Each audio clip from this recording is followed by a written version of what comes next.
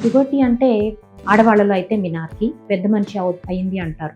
So periods start అవ్వడము, తర్వాత లైంగిక అవయవాల్లో వచ్చే మార్పులన్నీ ప్యూబర్టల్ ఏజ్ గ్రూప్లో జరుగుతూ ఉంటాయి. సో యూజువల్గా పిల్లల్ని మనము ఫస్ట్ ఎడ్యుకేట్ చేయాలి. ఈ ఏజ్లో ఇలాంటి మార్పులు వస్తాయి, ఇవి నార్మలే అని వాళ్ళని అష్యూర్ చేయడము, ఎడ్యుకేట్ చేయడము చాలా చాలా ఇంపార్టెంట్. అదర్వైజ్ వాళ్ళు టెన్షన్ పడిపోయి నాకేమో అవుతుంది, ఇది నార్మలా కాదా అనే సందిగ్ధంలో ఉంటారు.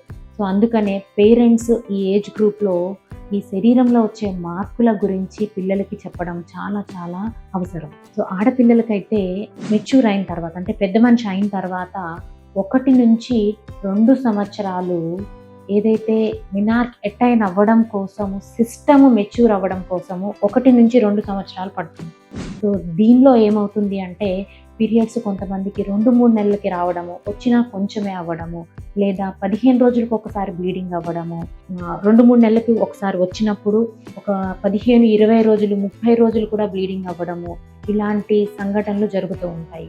సో దీనికోసం మీరు హడావిడి పడిపోయి ఏమో అయిపోయింది, అమ్మాయికి ఏమో అయిపోతుంది అని భయపడకుండా ఫస్ట్ వాళ్ళని ఇది నార్మలే.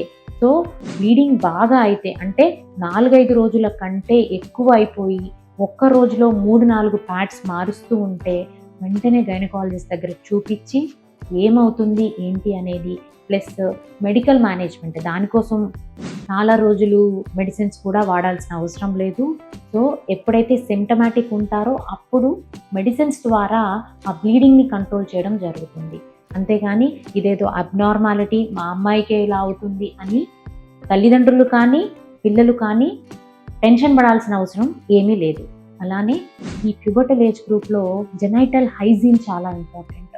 అంటే లైంగిక అవయవాలని శుభ్రంగా ఎలా ఉంచుకోవాలి, అందులో జరిగే మార్పులను మనము గమనిస్తూ ఎలా ఉండాలి అనే విషయము తల్లిదండ్రులు కంపల్సరీ పిల్లలతోటి ఓపెన్గా డిస్కస్ చేయాల్సిన అవసరం చాలా ఉంది. సో ఈ ప్యూబర్టల్ ఏజ్ గ్రూప్లో వైట్ డిశ్చార్జ్ అనేది చాలా కామన్. సో ఈ వైట్ డిశ్చార్జ్ ఎప్పుడు అబ్నార్మల్ అంటే వాసన రావడం కానీ, దురద రావడం కానీ అలాంటివి ఏమైనా ఉంటే కంపల్సరీ మీ గైనకాలజిస్ట్ని కన్సల్ట్ అవ్వండి. అంతేకాకుండా పీరియడ్ ఇర్రెగ్యులారిటీస్, మానం వాసన రావడం కానీ, దురద ఇలాంటివి గమనించి పిల్లల్ని మీరు ఎడ్యుకేట్ చేస్తూ శరీరంలో జరిగే అవయవ మార్పుల్ని గమనిస్తూ ఉండడం వల్ల ఈ ప్యూబర్టల్ ఏజ్ గ్రూప్లో పిల్లలకి ఉండే కన్ఫ్యూషన్ని పోగొట్టచ్చు.